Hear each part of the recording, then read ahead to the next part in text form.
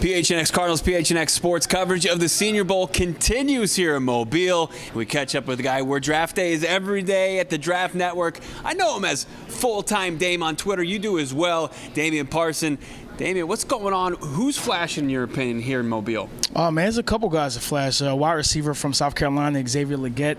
There's been a lot of discourse because South Carolina had him listed at 6'3" on their website. Yeah. He came in at around 6'1". Hands were not the 9-inch. Didn't meet all the required measurements for a lot of people. But when you see as a young man that's explosive, dynamic, he's built like A.J. Brown. 6'1", 225. But out here, you see the speed, the explosiveness, the power, the ability to compete at the catch point and win at the catch point. He's done a good job. I got to say, man, offensive tackle Tyler Guyton, from Oklahoma. We talk about those top 10 guys like Olu Fashanu, Joe Alt. This is a former tight end converted to offensive tackle. This is 6'7", 330, 340 pounds, but he's very nimble, fleet-footed, explosive as an athlete.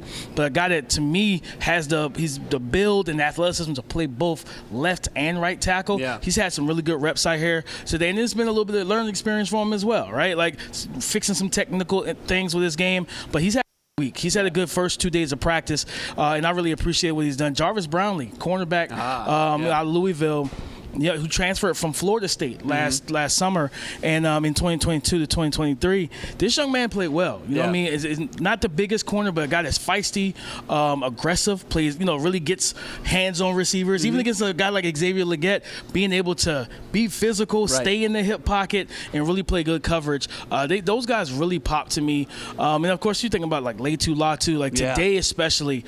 It felt like he just kind of cranked it up a little bit, did. Right? This is a guy that's projected to go top 15, and just watching him against guys that I watched on tape, Talise Fuaga, like watching those two behemoths just battle, right? Just two all-star type of talents, and watching them battle. And Leitu Latu, to me, really came into today like, I'm going to remind everyone why they want me as a top 15 pick. He was unreal. He had the full array of pass rush moves on display, and I really thought, I like Brownlee, Louisville guy, Jonathan Gannon, Louisville guy. Seems like it might be a match maybe down the road in the draft, but like those top defenders, Latu, and then Kenyon Mitchell really popped. Got his hands on the first ball today. What do you like from Mitchell? Mitchell has cemented himself, in my opinion, as a first-round pick.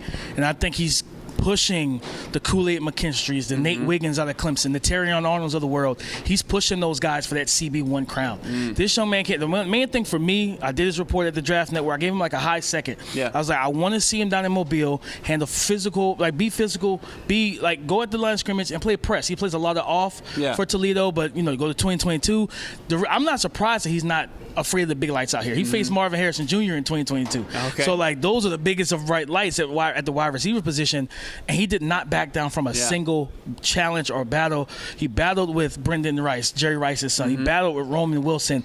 All the different twitchy, different body type receivers. Wilson had to make an acrobatic catch just to get a correct. So it's like he's come out here, man-to-man coverage, off-man coverage, physicality, athleticism, ball skills. He ended today's practice, the one-on-one session with DBs and receivers against Brendan Rice, got back in phase and made an incredible interception in the end zone. This young man made himself some money. Yeah, you love it. He's kind of like a Sauce Gardner light a little bit, right? And quarterbacks, when they targeted him this year, shut him down as he needed to, and that's incredible. All right, as we got you, and you're so generous with your time out here in Mobile, Arizona Cardinals 2 first-round picks, and we kind of went to a couple opposite ends of the spectrum there. Like you mentioned, Marv at 4. If he's there, it seems like that's the selection. No-brainer. No-brainer. You got to go Marv at 4. Thinking about watching what Kyler Murray was able to do, literally coming back from an ACL. Not even a full year, it felt like. And once he found his rhythm, right, the receivers weren't the most talented guys. Him getting that chemistry with Michael Wilson, getting the ball to Trey McBride. Trey McBride elevating himself is one of the better young tight ends in this league. No doubt. Adding a Marvin Harrison, a guy that's going to pull coverage, he dictates coverage, a guy that when you break the huddle, defensive backs are like, where's Marv? Like, you know what I mean? Like, instead of where's Waldo, where's Marvin? Right. Like, we got to find that guy. He's easy to find, too. Easy to find. 6'4", 220, like 215. Like, he's easy to find. So I think him at 4 is an absolute no-brainer. You run that card. You don't take any calls for it. You don't do anything. You run that card to the commissioner, say, this is our pick. Go ahead and do it so we can go ahead and have our celebration. Pick 27. Well, let me ask you real quick. So because you always have to have Plan B in the pocket. You know, Monty Oscorp of course, prepared to pivot any direction. If there's shenanigans in the top 3, and there always could be. You know, Bears seems like it's Caleb Williams. I mean, I look at the Draft Network on Instagram. You guys are always like, "There's Marv at 4." I'm like, "Yes, let's do it." But then, like, you know, you look across, and some people, depending on what you like, Jaden Daniels, Drake May. If Marv goes in the top 3 for whatever reason, what's the best play for the Cards? Best play out. So if that means more than likely he would go to, let's say, New England at 3 if they decide to pass on quarterback. So I would actually open the lines, see who wants Jaden, see what you can get for that, because that's a top 4 pick.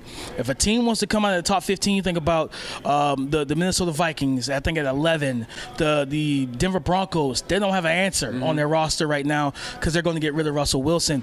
If a team wants to come out of that top 15 range, closer to the 10, and move up, that's fine. Give me your first. We're going to swap first. Give me next year's first. Give me this year's second. Maybe an extra third, and we can make this happen. And that way you look at Keon Coleman, you think about Malik Neighbors, Rome Odunze. Those are my big 4 at wide receiver. And you still get size, athleticism, speed, and ball skills with all those guys that will absolutely mesh with Kyler Murray. And, of course, at 27, I think you look at defense, right? You think about getting a guy to rush the passer. I like what B.J. Ojulari has done as a rookie, but let's add some more speed. A Chop Robinson out of Penn State, if he's there, right? You think about, that Leitu's probably, unless the medicals with the neck, at the combine next month happens, and then he slides on the board, I'll still take him, right? But Jared Verse, I don't expect him to slide down too far, but absolutely, you look at Dallas Turner. Dallas Turner. But, like I said, you never know, because with these tackles, these receivers, these quarterbacks, there's going to be some high-octane talent to fall down the board, and I think they will look at the defensive position. Also, corner. Man, if Quignon's off the board, right? If Kool-Aid and Terrion are off the board, if potentially, Nate Wiggins would be a great addition at 27 to give you that true number 1 style corner. I'm telling you, turn on the tape of him against Florida State. Back-to-back years, he locked down Johnny Wilson at 6'7", 235, 240, and he's only like 6'2", about 205. So you're talking about a guy that's going to battle and compete, and he played well against Marv as well. Yeah, there's so many options. Keon, sorry. And you've got, premium positions, as you meant. Corner, edge, maybe go back to tackle depending on what happens with Tyler Guyton. You can flip Paris and in a Jordan Morgan or potentially. So it's going to be interesting to see what happens with the Cardinals. They are loaded with draft capital, and of course the one place to kind of find all the information, our friends over the Draft Network, full-time Dame on Twitter. Damian Parson, thanks so much, my man.